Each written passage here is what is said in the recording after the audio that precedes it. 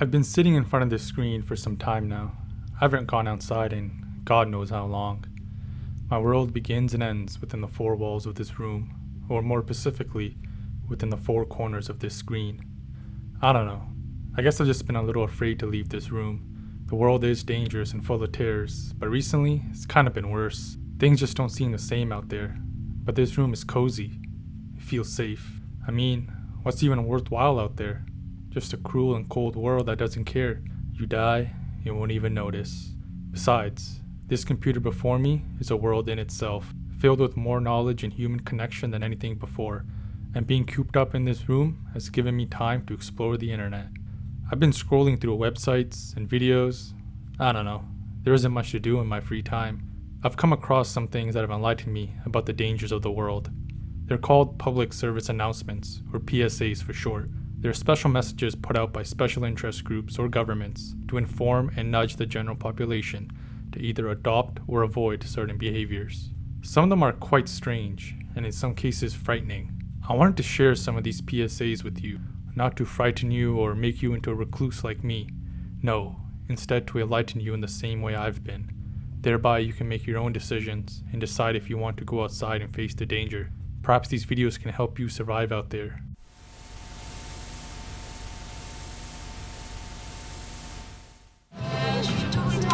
No, I don't know though. I'm scared. I mean,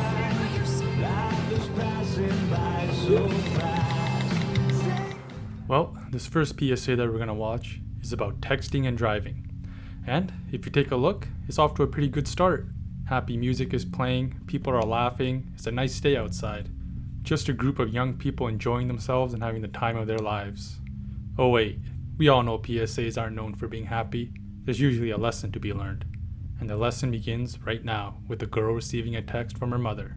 The mother asks the little girl when she'll be coming home, but instead of waiting to respond, the girl decides to text her mom back while driving. However, before she can finish her text, she meets another vehicle on the road. She sways into the other lane, and time comes to a complete halt.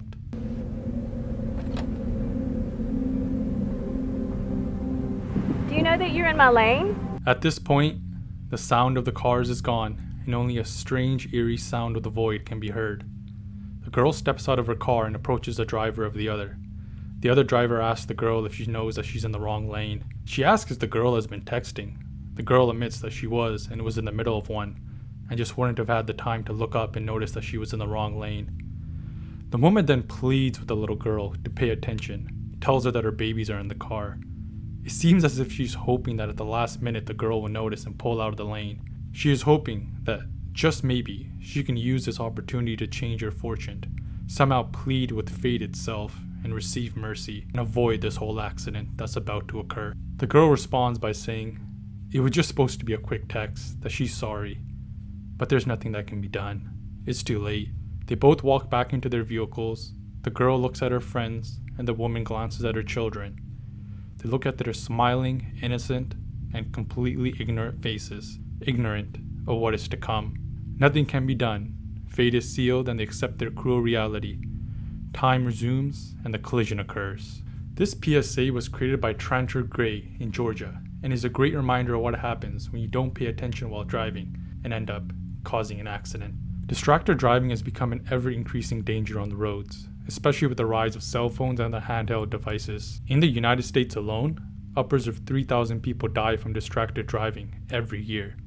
In fact, a pedestrian is killed every 2 hours and injured every 7 minutes. Remember to drive slowly and give yourself extra time to get to your destination. We're always in a rush, but certain things can always wait. Vehicles are a great thing. They take us from point A to point B faster than ever, but they can also take you straight to hell even faster. No, I don't know though. I'm scared. I mean, Life is passing by so fast.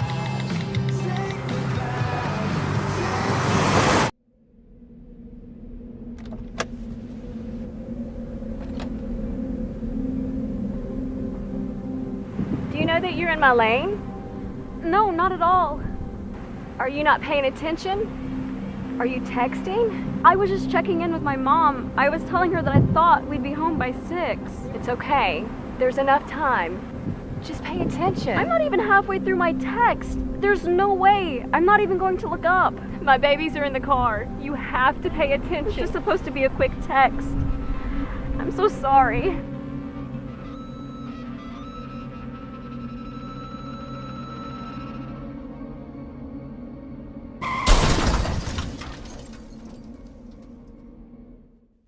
Well, that had a bit of horror to it, didn't it? But for the next video, let's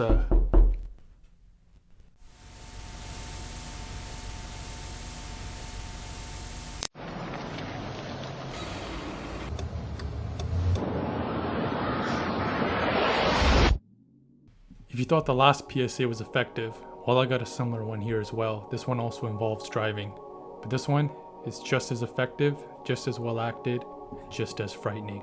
We take a look at the PSA, and it seems like it's a late afternoon on a nice summer day in New Zealand. A car stops at a three-way intersection, with the father just driving his son home.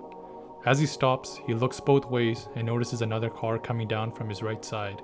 It's quite a ways away, so the man believes that he has enough time to make the turn. Unfortunately, the man has misjudged the speed of the oncoming car, and as before in the video earlier, time freezes right before the crash. A momentary respite before the inevitable occurs. Just as we saw in the video before. Both drivers are distressed and unsure what is happening. They exit their cars to confront one another. Everything is frozen, but the two of them.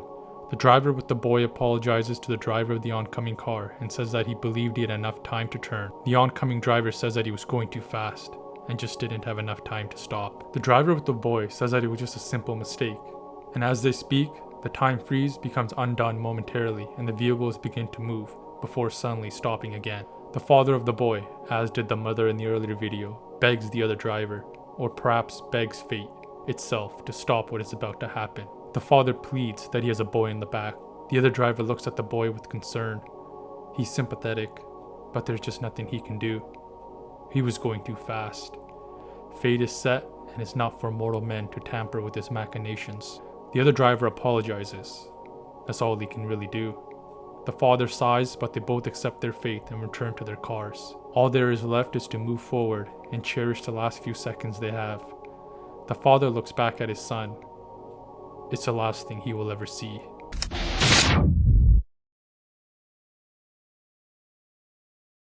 Perhaps this is hell, where they're forced to relive their final moments again and again to remind them how they got there. Regardless of what the in-universe explanation could be, these are some of the most effective PSAs that I've seen, just like the one before. The acting, the hopelessness, and the somewhat graphic scenes definitely get the message across. We should all treat the roads and our vehicles with respect, because they could become your very tomb. The PSA that we just watched was created by the New Zealand government to bring awareness to road safety. New Zealand is known for its charged and emotional PSAs. They certainly grab the attention of the viewer. Crash fatalities are an issue in New Zealand, with the island nation recording 378 fatalities in 2022. The New Zealand government has a long history of impactful PSAs, trying to convince their population to make better choices. But ultimately, it's up to us. What will you do after watching this?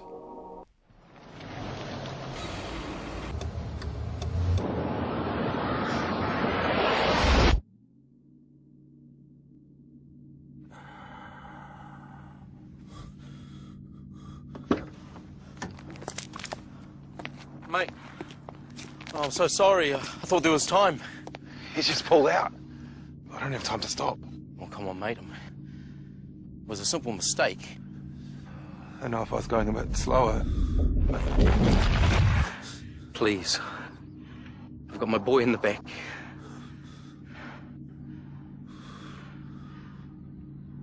I'm going too fast.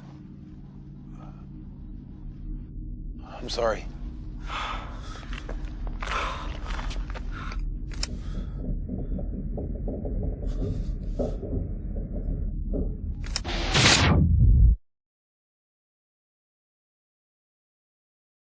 Well, I'm sitting on the floor now, and it's not because I'm scared of falling out of my chair or that these PSAs are making me way too risk adverse. No, they're not getting to me that much. I mean, come on, like, it's just, obviously, well, I mean, I'm down here because, it's softer down here. I'm closer to the heater, it's warmer.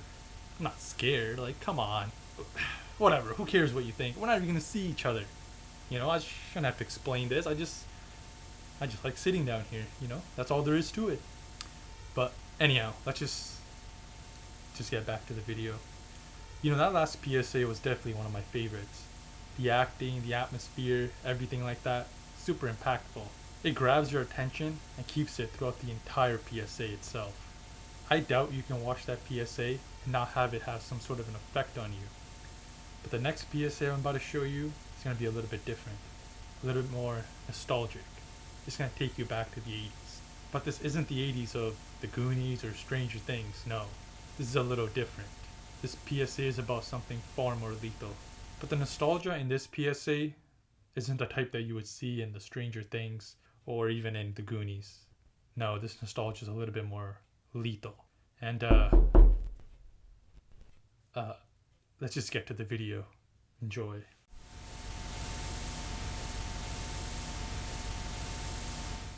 Doing drugs is like being on top of the world. Everyone says so. Everyone seems to be having one dandy old time.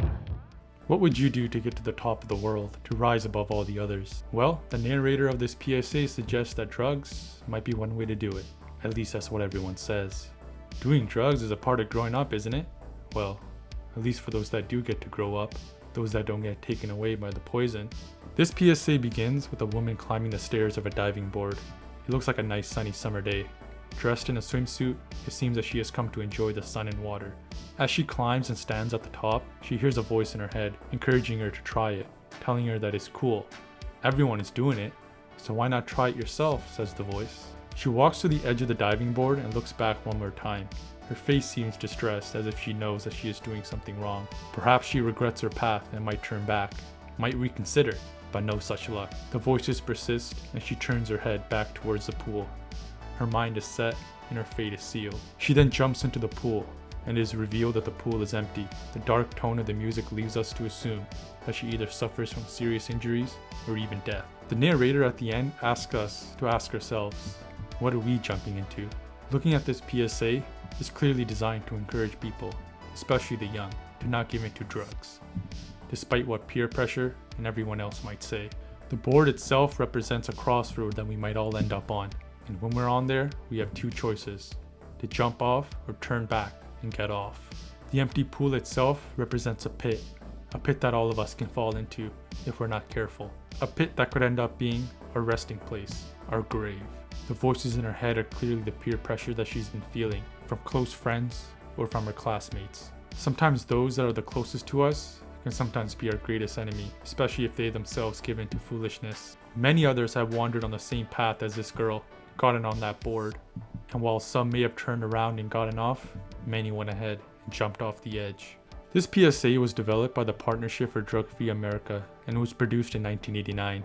Quite the pivotal date, as the 80s was a time of the crack epidemic when large amounts of narcotics were flowing into American streets. Billions of illicit dollars were being earned by American gangs and drug cartels, such as those in Mexico, or more infamously, those in Colombia. Some of those that profited off this trade were men like Freeway Rick Ross or Pablo Escobar, men that would become billionaires. While life was sucked out of the streets of America, a new life was given to these men. Rick Ross himself is estimated to have made $2.7 billion selling cocaine between 1982 and 1989, adjusted for inflation. One interesting tidbit is that one of Ross's cocaine sources was a man by the name of Danilo Blandon, a man himself who was suspected of being associated with the CIA. Quite an interesting collection of people.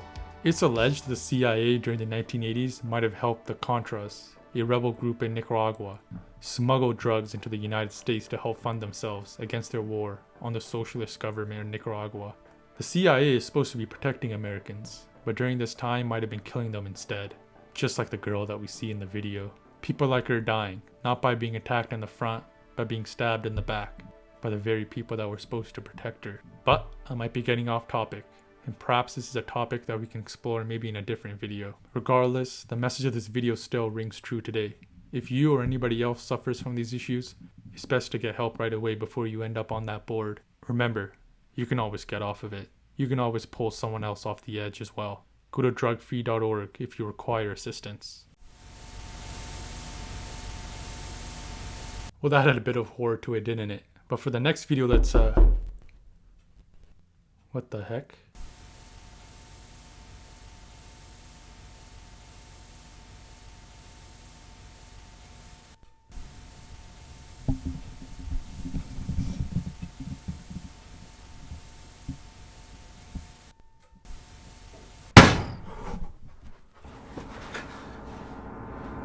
Just get the hell out of here!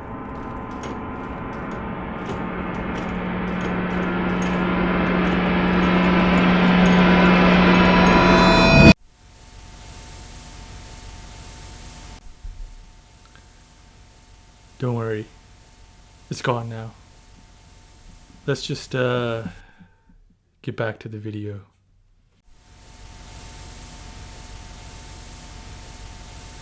The next PSA that I'm about to show you might be disturbing for some viewers, so viewer discretion is advised. The kitchen for many is a mundane place. We all venture there to grab something out of the fridge or cook something on the stove. But what if I told you that the kitchen is one of the most dangerous places in your home? The knives, wet floors, or a cooking oil fire could spill the end of you and your home. The danger is doubly so for a commercial kitchen, where the increased dangers combined with the increased pace of work create quite a hazardous environment. That is, when proper safety precautions are not taken. This next PSA will show us what exactly happens when those proper safety precautions are ignored or not taken seriously. I'm the sous chef here. With any luck, I should be head chef by next year. I've got this amazing fiance, who I won't be marrying this weekend, because I'm about to be in a terrible accident. This PSA was created by the Work Safety and Insurance Board in Ontario, Canada. This organization has created many PSAs in the past to warn of the dangers of workplace accidents and the need for safety precautions. The PSA begins with a woman speaking directly into the camera. She is a sous chef, the second highest rank in the kitchen, and is well on her way to becoming head chef of the kitchen. She talks about her fiance with a smile on her face, but this smile quickly crumbles when she indicates that she won't be marrying him this weekend. It seems that she's aware that something is about to happen. She reveals that she is about to be in an accident. She mentions that perhaps if she had cleaned the grease off, or if the deep fryer wasn't so close, perhaps this wouldn't have happened. Perhaps this is some sort of a premonition, or simply they're thinking back right before the accident occurs, but somehow she knows what's about to happen in the future. But really, I should have cleaned up the grease over there, and they should never put the deep fryer so close.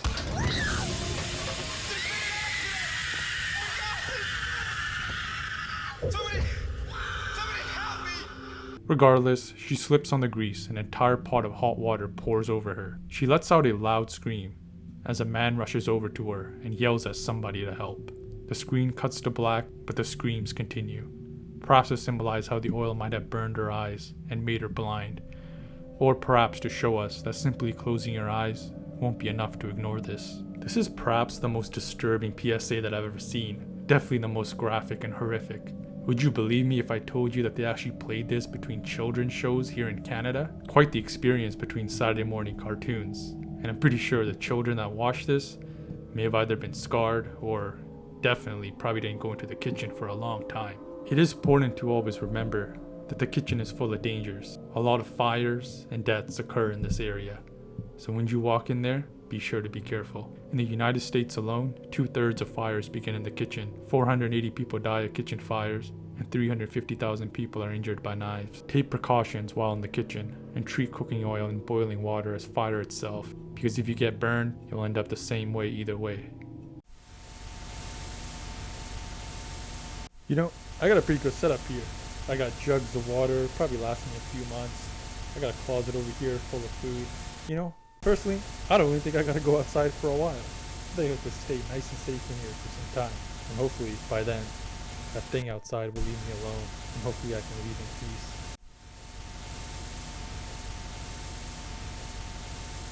For many of us, childhood is usually a great time that we had in our lives. A time of carelessness and happiness. We look back to those times fondly. A time when we didn't have to worry about taking care of ourselves, and our parents would give us everything that we needed, including protection and provision. However, behind every happy child is a multitude of children that had a much more unfortunate upbringing. Children who did not receive the same protection or provision as you might have received, or me myself. And this next PSA that we're about to watch highlights these exact children. The video begins with a little girl walking with their mom, a boy looking off to the distance, and another looking frighteningly into a car. and many others with concern and horror in their faces. There is a girl sitting at a table with ice cream in front of her, though her main concern seems to be with something else. She eventually turns her head and faces the creature sitting in front of her. A disgusting abomination, a twisted caricature of a rabbit appears before her. She tries to look away, tries to ignore it, but the monster only gets closer. The other boy looking into the distance sees a man concealed under a dark cloak. He seems to wave at him to perhaps build a rapport with the boy, but the boy backs off in fright to get away from the monster. We further see a montage of the other children around similarly terrifying abominations, a zombie, a clown, and even Santa Claus himself, and a man in a sock mask.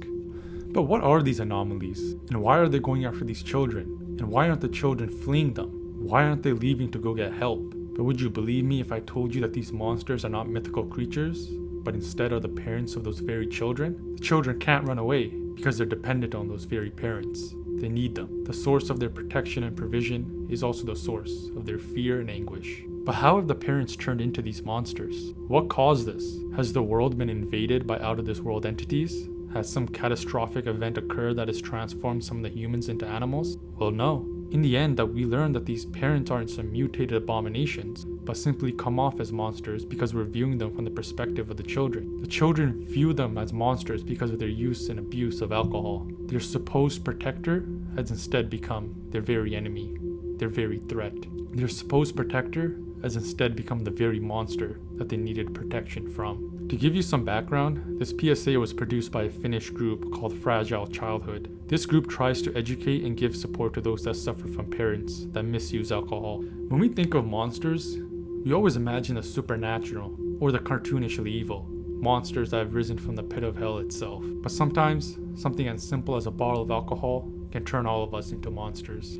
If we aren't careful and responsible, we can end up causing others mental and physical abuse. It doesn't matter if we have one victim or a multitude. A world is destroyed all the same. Children are some of the most vulnerable people in our society, and we should always seek to protect them no matter the cost to ourselves. Just like the girl in this video, we can't just look away and ignore the problem, and this PSA does a great job of highlighting that. The use of graphic imagery and the children in distress definitely hammers home the point, especially when many of these monsters are based on creatures and things that usually bring people joy, like rabbits or clowns or Santa Claus. But for these children, there is no joy, only suffering, and therefore the symbols of joy themselves have become symbols of suffering.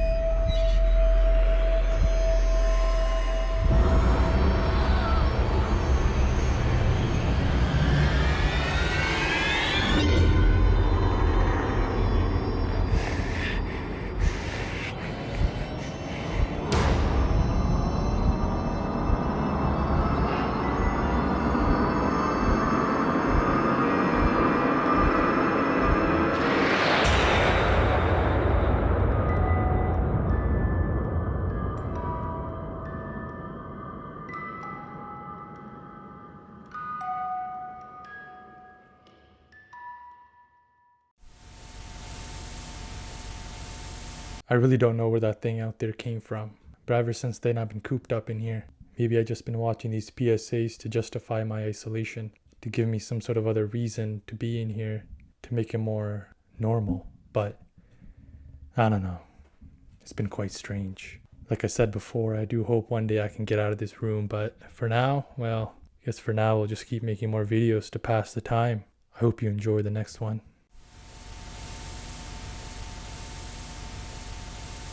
What would you do if time froze right before your death? Would you cry? Would you plead? Would you call your loved ones? Well, let me know down below in the comments. Well, ladies and gentlemen, I think that's enough of PSAs for today. I feel like if I keep watching more, I might actually never leave this room. Remember, the world is always full of dangers, but if you're responsible and you take care, you'll probably be fine out there. As for me though, I think I'll stay in this room a little bit longer. I think for the time being, that might be the safest choice. The world is dangerous, and I don't know if I'm ready to go back out there. At least as long as that thing is still out there. You know, these walls, this small room, there's a certain ambience to it. a comfort that brings me joy and peace. But regardless, I hope you have a great day, and I'll see you later.